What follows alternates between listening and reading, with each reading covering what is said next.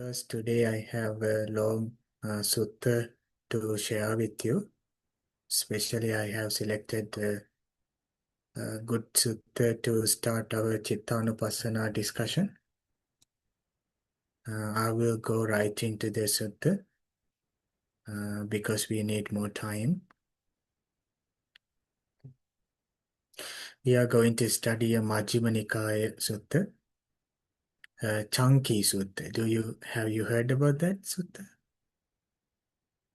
Chanki. Okay. Chanki was the name of a Brahmin. There was a discussion in between the Brahmins and the Buddha. So we are going to go to that because in the Satipatthana Sutta, the third foundation of mindfulness has a part where that you observe your mind. Well, this is a very difficult practice. So we want to go through some basic idea and understanding about that teaching. So I'm going to share you a sutta for that. And because it's a lengthy sutta, probably we would need another week to finish the other part also. Let's try to study that one.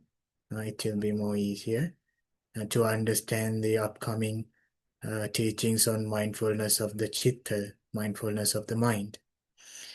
Actually, in this special sutta, Buddha speaks about when you are going to study, when you are going to meditate, when you study something, how you normally study that in order to apply that to our life.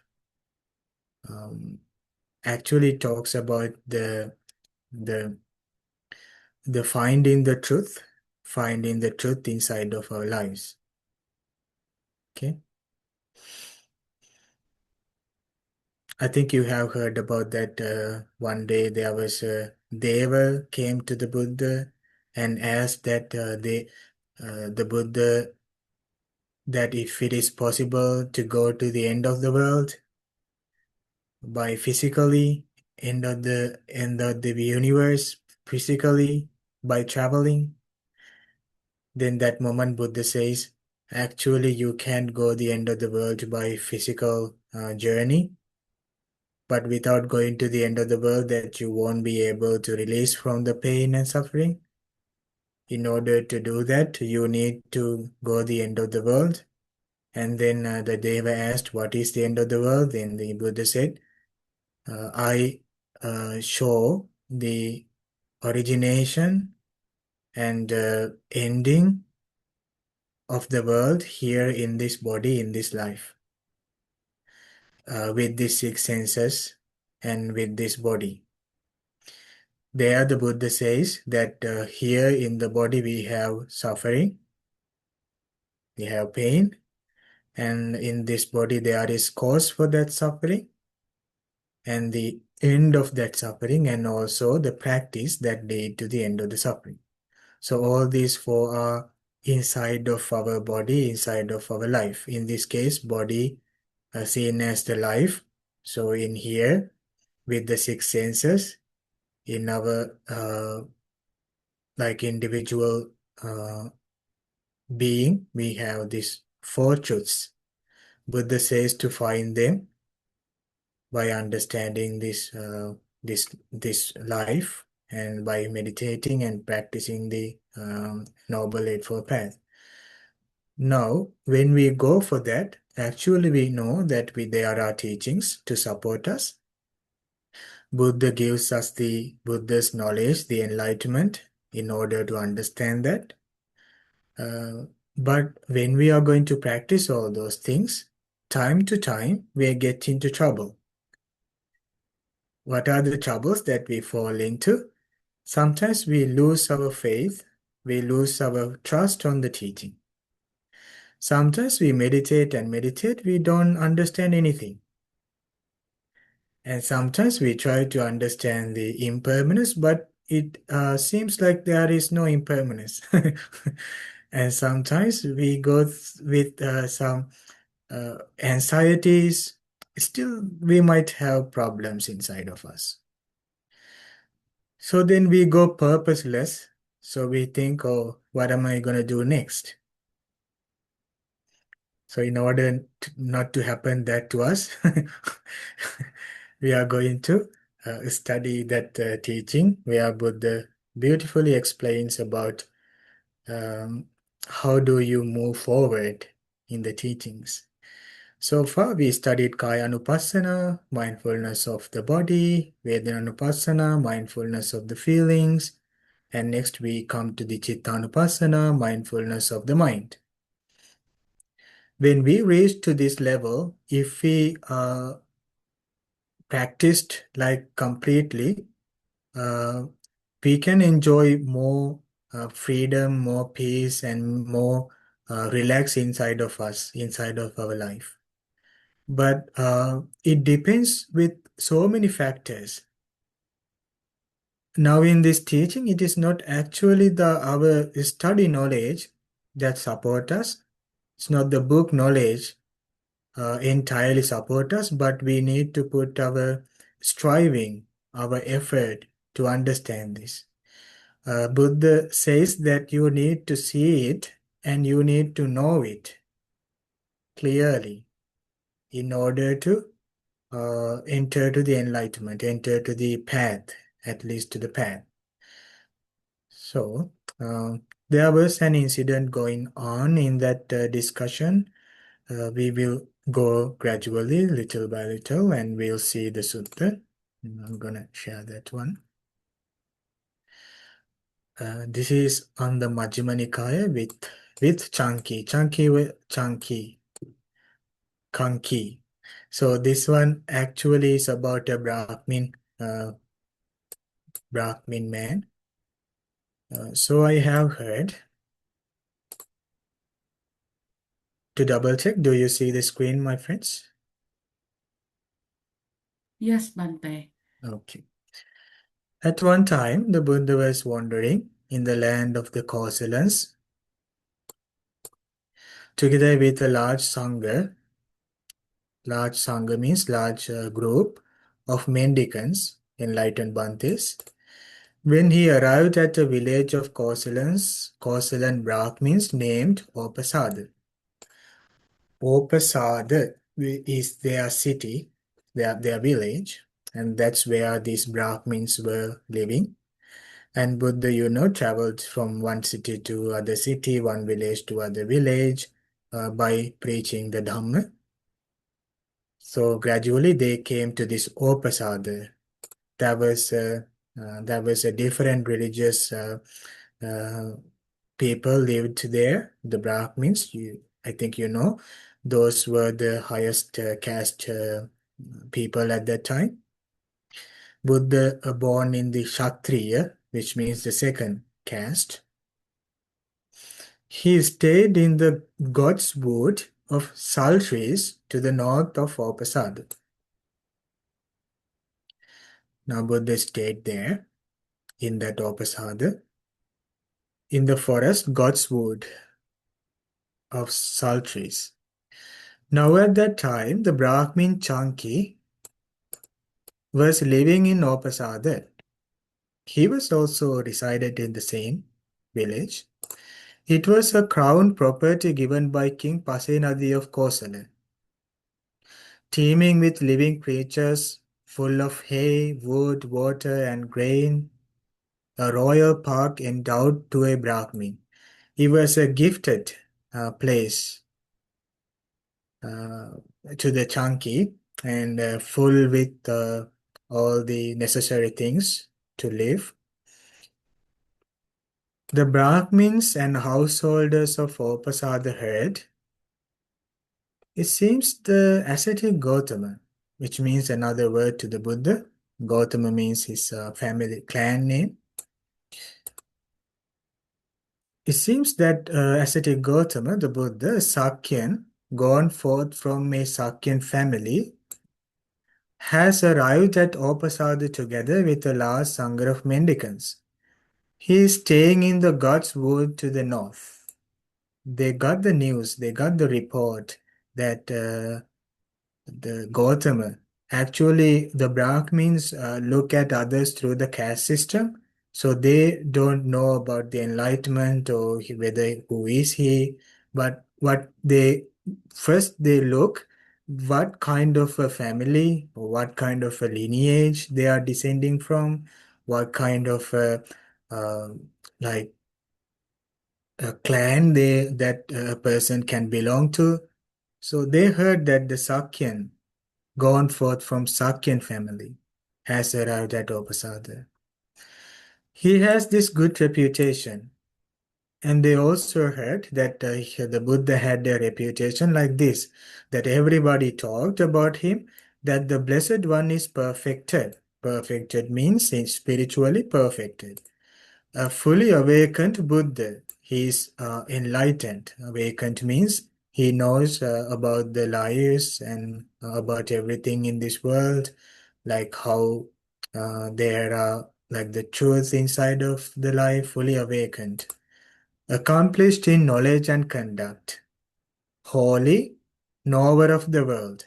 Supreme guide for those fit for training. Teacher of gods and humans, awakened blessed. So that was the Buddha's reputation circulating among the people. He has realized with his own insight this world. He said that wherever, like when Buddha saying about the world, in that moment also when they speak about that, the world for them is actually not just a human world, but they include every beings. He said that there are in this world gods, maras, divinities, and this population with its ascetics and brahmins, gods and humans. And he makes known it to and he makes it known to others.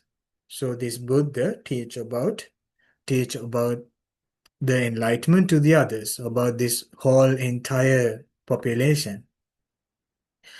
He proclaims a teaching that's good in the beginning, good in the middle, and good in the end, meaningful and well praised. And he reveals a spiritual practice that's entirely full and pure. So, to the people at that time, those who were like searching for the inner meaning, uh, when they get to hear about this kind of a person is so exciting for them because they were finding something like what is wisdom, what is good, what is bad, what we should follow, we should abandon. So there was such a like revolution at that time in the world in that era. So they heard that, oh, that Supreme Buddha is also teaching this kind of a teaching, the Dhamma, which means the things that we study and we practice on, is good in the beginning, good in the middle, and good in the end, meaningful and well praised. So it was very easy to understand.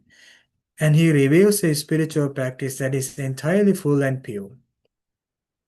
It is good to see such perfected ones. Then, exiting Opasada, their village, they formed into companies and headed north to the God's Wood.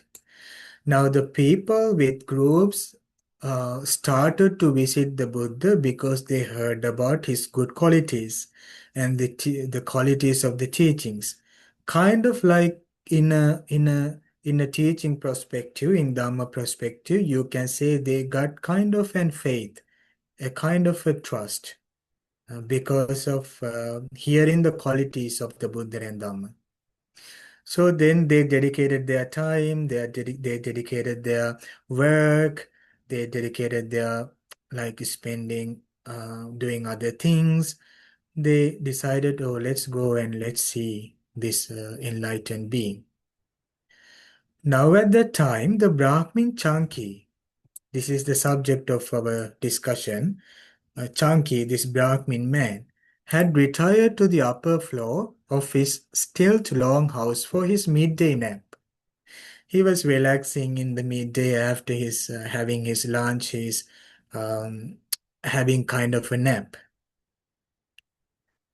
Because he was on the upper floor, he heard people like visiting by groups, and he heard Like he saw people are moving back and forth, they are traveling somewhere, rushing somewhere. He saw the Brahmins and householders heading for the god's wood because that this Chanki's house, like a palace, is also close by. Actually, when it comes to these Brahmins, those were the most wealthy and said to be the most knowledgeable about the Vedas, their teachings, and also the ones who received respect from the other rest of the other castes. So this Chanki asked his butler, "My butler, why are the Brahmins and householders heading north for the god's wood?" He asked, "Where are they going?" The ascetic Gautam has arrived at Opasada together with a large sangha of mendicants. He is staying in God's wood to the north. Then his friend said, "Oh, don't you know that there is this Supreme Buddha living in this village, in that forest? So he has this kind of a reputation. So this person also made him kind of understanding about the Buddha through the qualities." So this butler said that Blessed One is perfected, a fully awakened Buddha, and so on, the same qualities. "They are going to see that worthy Gautama," he said to the Chanki. "Well then, go to the Brahmins and householders and say to them, 'Sirs, the Brahmin Chanki asks you to wait, as he will also go to see the ascetic Gautama.'" So the Chanki said to him, "Go and tell them that the Chanki would also wish to join with you." "Yes, sir," replied the butler, and did as he was asked.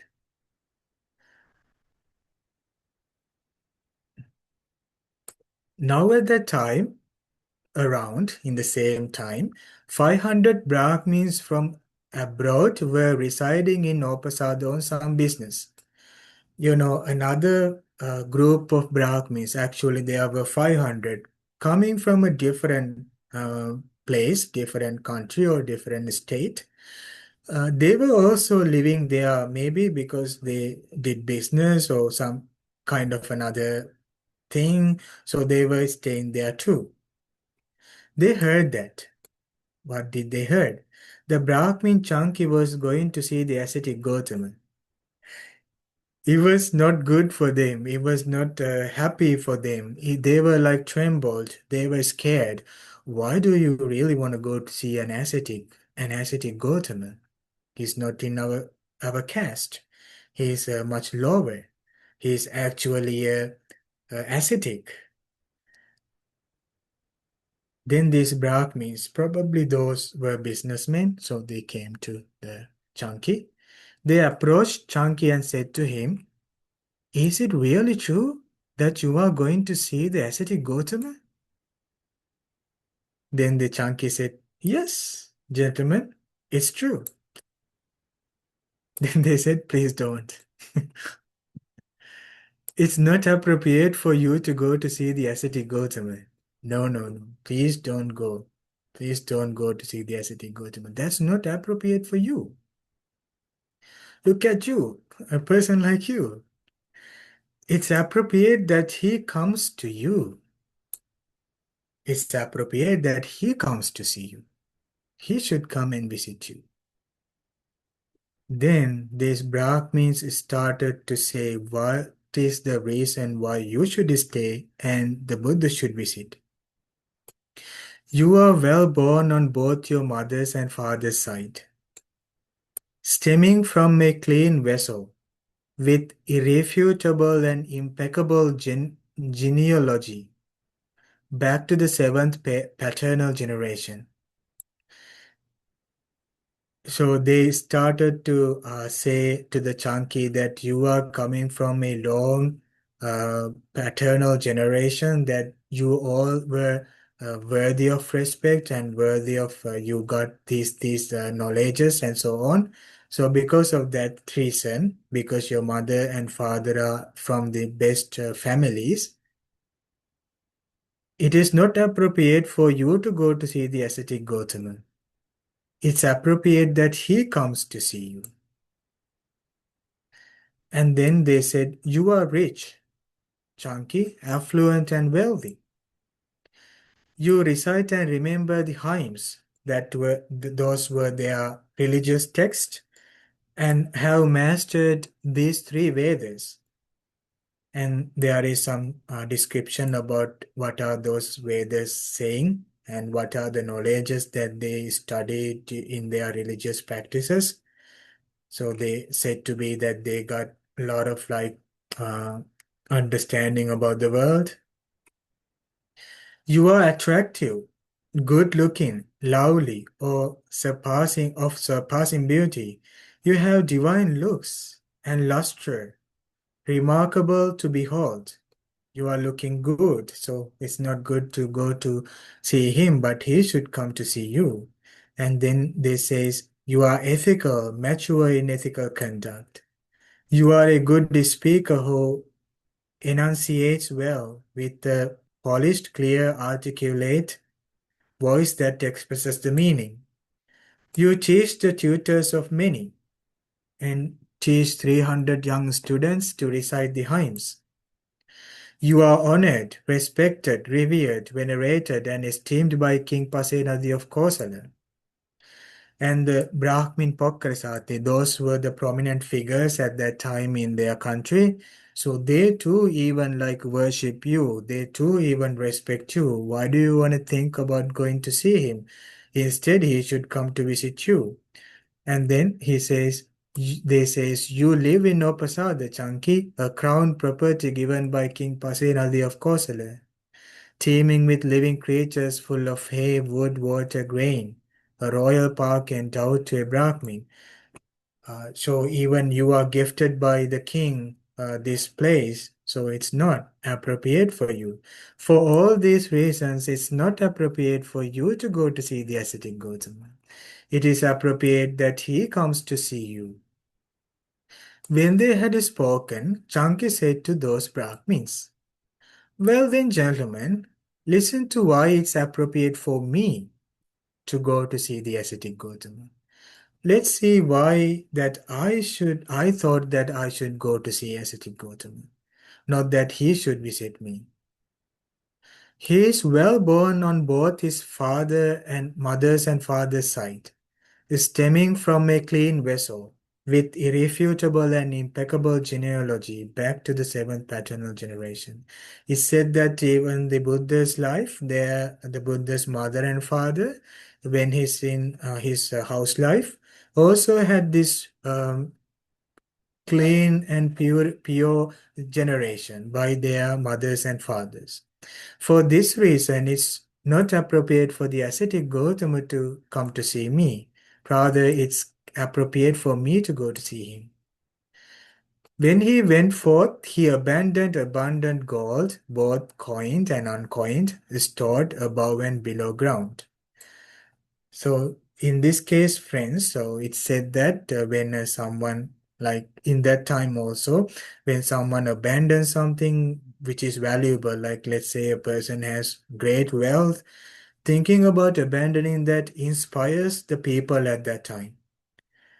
Today it can seem like suffering and painful, but actually because of the success in the spiritual lives and less attachment to the sense pleasures, at that time people had kind of inspiration when they hear if a person were to abandon gold, both coined and uncoined, whatever sort of the wealth, like it can be lands or it can be like other properties or any other comfort stored wherever those were stored. So he abandoned those things.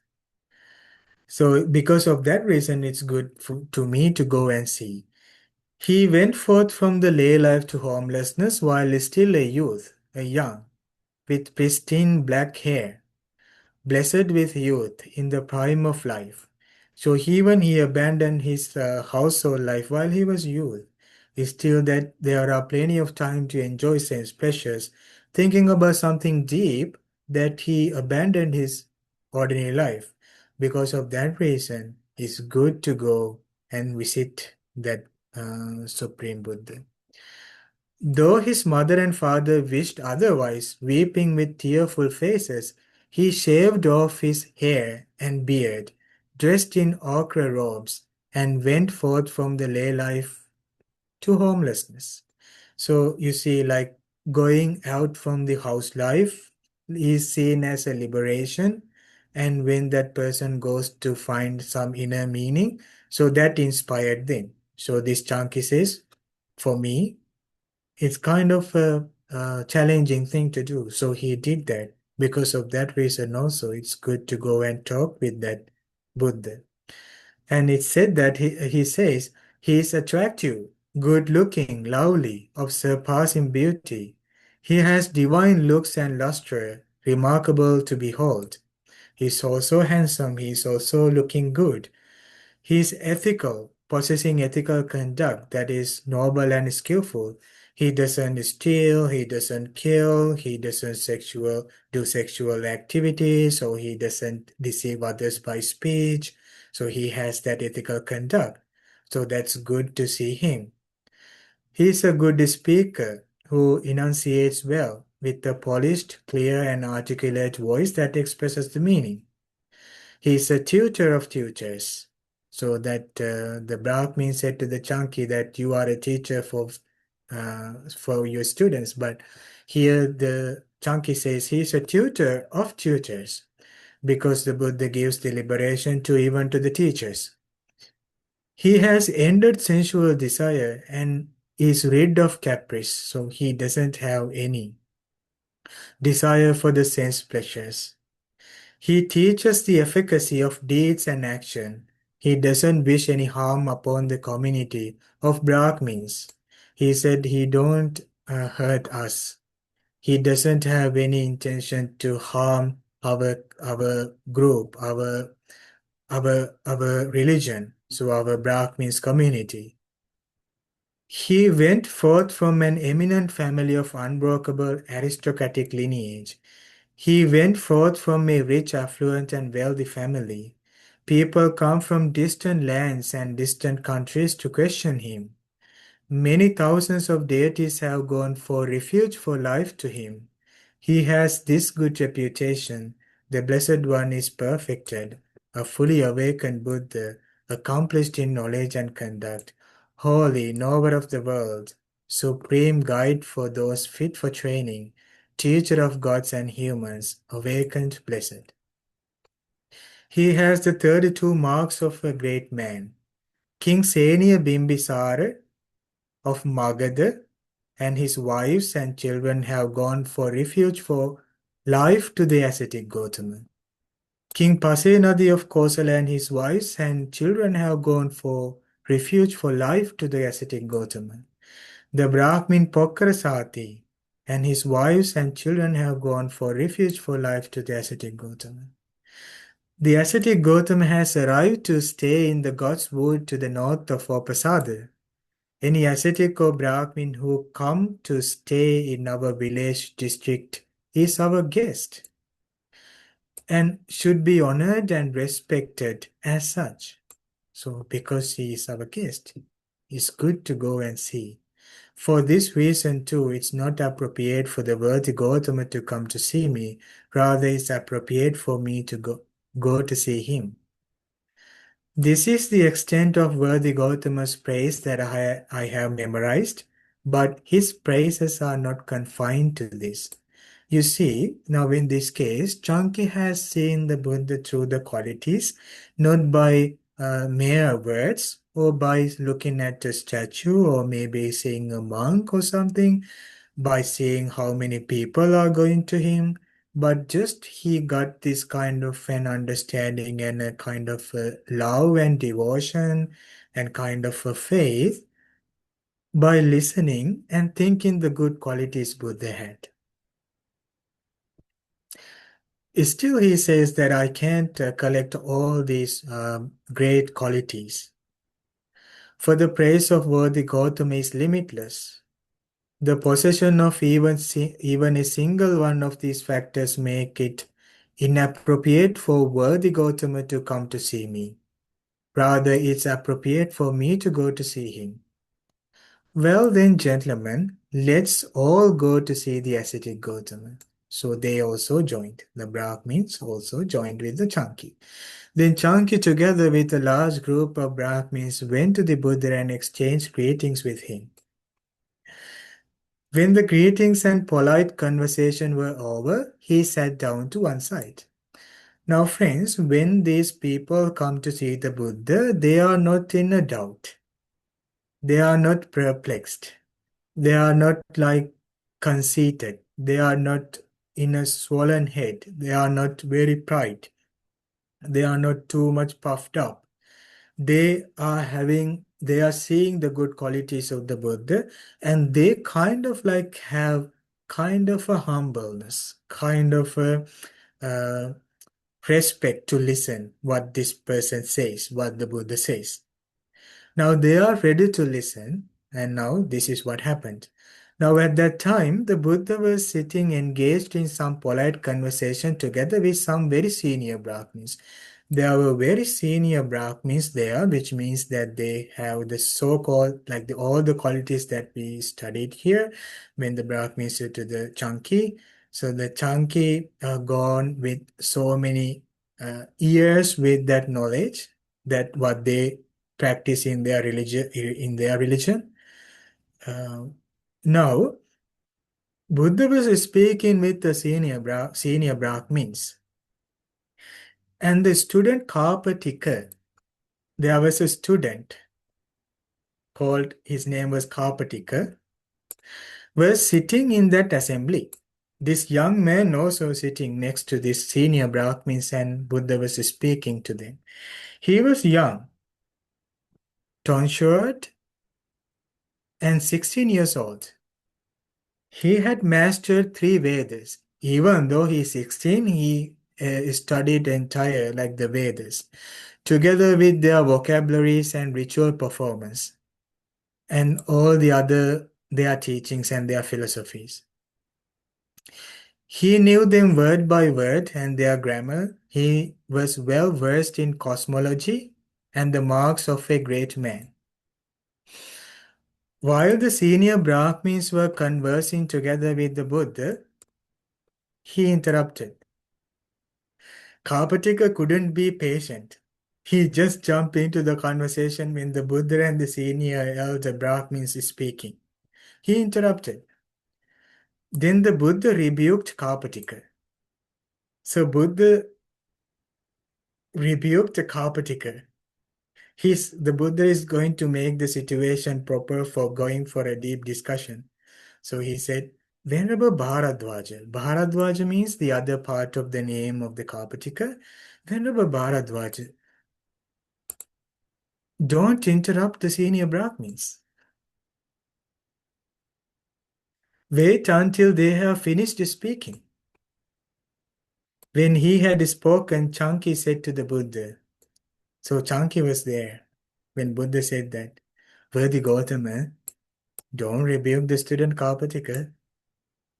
He's a gentleman, learned and astute, who enunciates well. He is capable of debating with worthy Gautama about this. He can even start a debate with you. He's very knowledgeable. He's very well studied all the philosophies and all the cosmology and all the other subjects.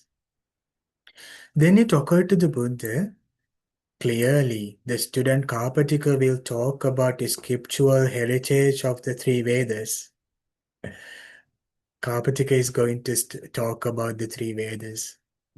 That's why the Brahmins put him at the front. Then Karpatika thought, when the ascetic Gautama looks at me, I'll ask him a question.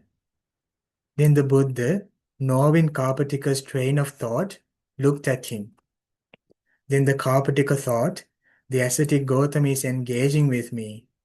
Why don't I ask him a question?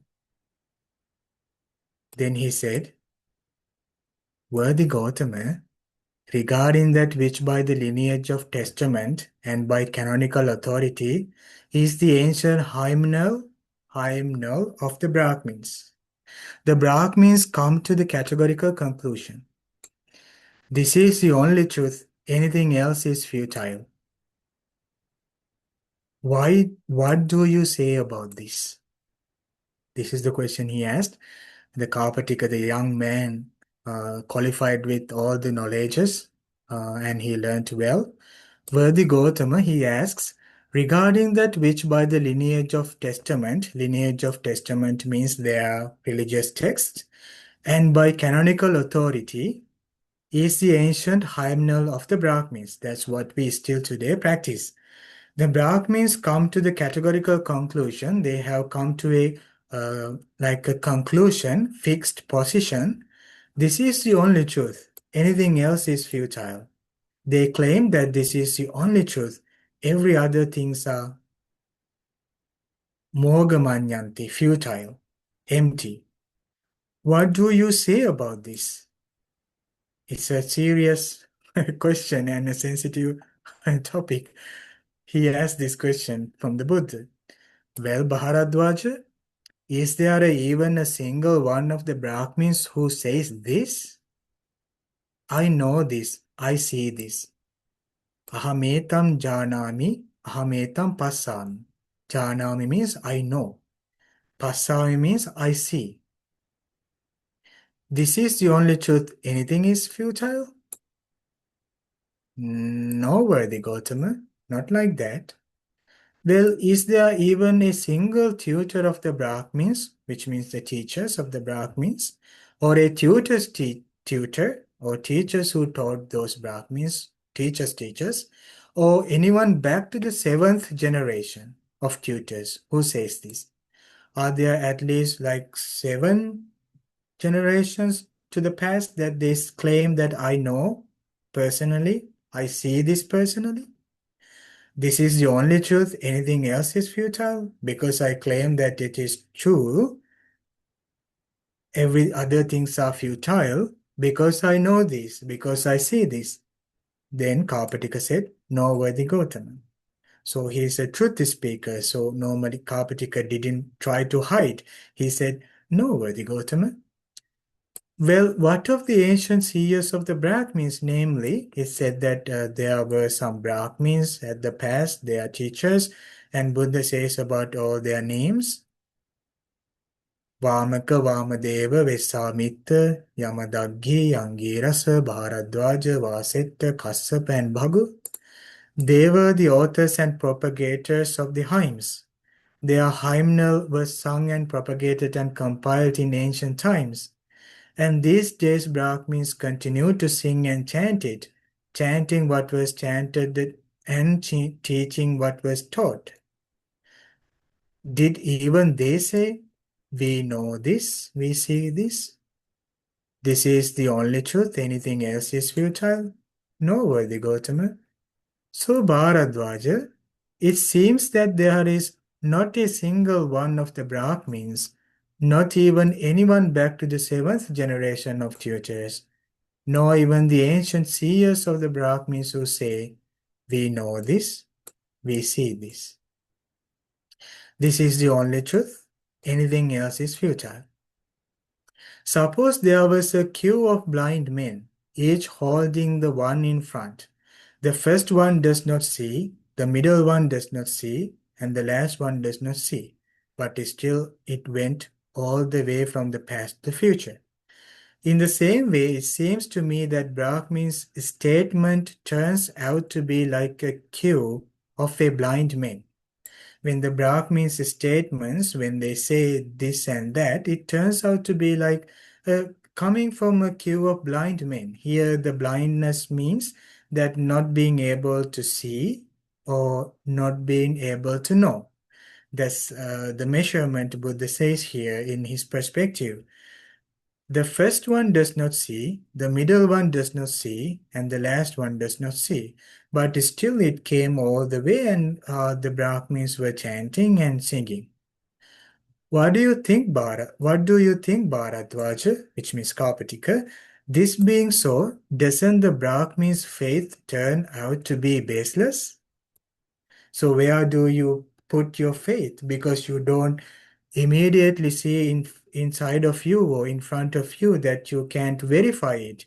There is no way that you can confirm it, your faith. So in that case, isn't it baseless? There is no fixed position.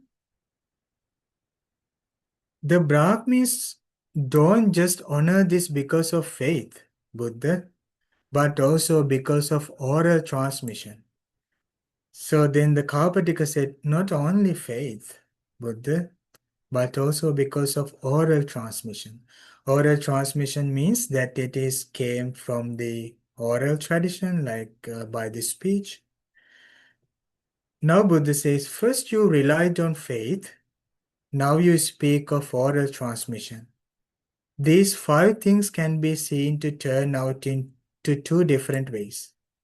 Now Buddha says, now Karpatika, first you said that it is because of faith that you accept, but now you say it is because of oral transmission, which means that is coming by the generations over the over orally, like by like chantings, so on.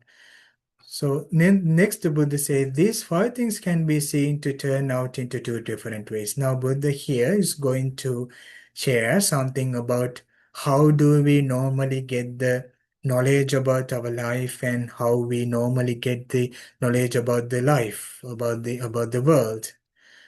So Buddha says normally we rely on specific few things, like five things. We rely on that before we go to the truth. Normally that when it comes to the Brahmins and with the Karpatika said, we accept because of the faith. Buddha says, what are those five things? Faith, endorsement, oral transmission, reasoned train of thought, and acceptance of a view after deliberation. Those are the five methods normally a person go when they start to find the truth. Before they find the truth, they normally see those things, like those uh, those specific things that appears to be like a true, but when you find out, when you investigate, you could see that that changes, that go into two different ways. So I would like to talk about this and the rest of the sutta next week, going one by one. So let's try to study that part. This is very helpful if we can get this idea and if we can study this clearly. This will definitely help us to practice by ourselves because we see that especially today in a time that there are a lot of information coming to us through the social media and different books and different teachers and different teachings and many like discussions that we get to hear. So this can actually then helping us to find the truth. We would like entangle in them and we would late and delay in our practice because we normally go to verify those things externally. Listening from a one teacher, we would go to another teacher to verify that. So that is not actually how we practice the teachings and the Dhamma. The Dhamma says that you find it inside of you. Because we have a few more minutes, let's try to go a little more deeper, little more into the teaching. And don't worry, we go to more understanding next week also. So Buddha says, what are the five things? Saddha. Saddha means the faith. Next, the ruchi. Ruchi means your personal preference, endorsement, which means it can be like you personally like, your likeness to specific teaching. You can either get saddha, which means that you can get kind of a faith. In this case, it could be blind faith, like you can easily get that faith. To trust that this is the truth. Again, you can go to the ruchi, which means the likeness, you like, you prefer. So that because of that reason, you could take that teaching. Oral transmission, which means that it can come by all the way from the past. That's called anusava. It's just merely hearing that.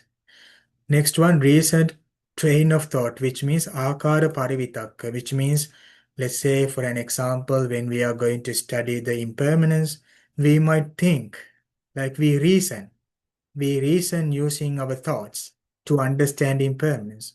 So it could be like recent, which means it could be based on the reason, merely reason, not just seeing it. So there are such ways that we grab and we take up the information of the world, reasoned train of thought. And acceptance of a view after deliberation, even that is seen as not the truth, is still before going to the complete understanding of the truth. Acceptance of a view after deliberation. You might think over and over about a view, and then you could accept, oh, the impermanence is a view, so I will accept that because I thought about that. So we could go to all these, like the five things, before we going to truly understand it. Buddha says, even though you have full faith in something, it may be vacuous, hollow, and false. You can go to something out of faith, full of faith. You have deep faith on something, but it could be hollow or false. And even if you don't have full faith in something, it may be true and real, not otherwise. Probably you don't have faith on something, but that can be true. Who knows? There can be faith on something that is false, and you might not have faith on something which is true.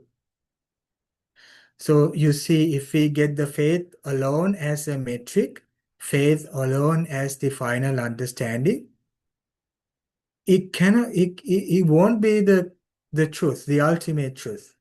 It can be disguised as the truth. That is still mere faith. Even though you fully endorse something the same way, something may be well transmitted, something may be well thought out, something may be well deliberated, it may be vacuous, hollow, and false. So all the five things can change. Those things can go otherwise, which means that we could have all these sources of information that we rely on when we take them, that those can be false, that we could also not have that for the truth. Even if something is not well deliberated, it may be true and real, not otherwise. For a sensible person who is preserving truth, this is not sufficient to come to the categorical conclusion. This is the only truth. Anything else is futile. Buddha says finally here, for a sensible person who wish to open, who desire for the liberation from attachments, who desire for full freedom, freedom of thinking, full freedom, enlightenment, it's not good to go to the categorical conclusion, depend based on those things, rely on those things. It's not sufficient. Actually, he says it's not sufficient. Forgo for the categorical conclusion to claim that this is the only truth. Every other things are futile. Every other things are empty. So then the Karpatika asks, but what, worthy Gautama, how do you define the preservation of truth? How do you protect the truth? Because we might not still protect the truth because we are not seeing it. We are not knew it. We don't understand it. We might not fully saw it in our direct experience. So there is still a truth to be investigated later because we might be like merely depend on other things. Okay, friends, we will study the other part. Very interesting discussion, this sutta, very interesting Buddhist knowledge in the sutta.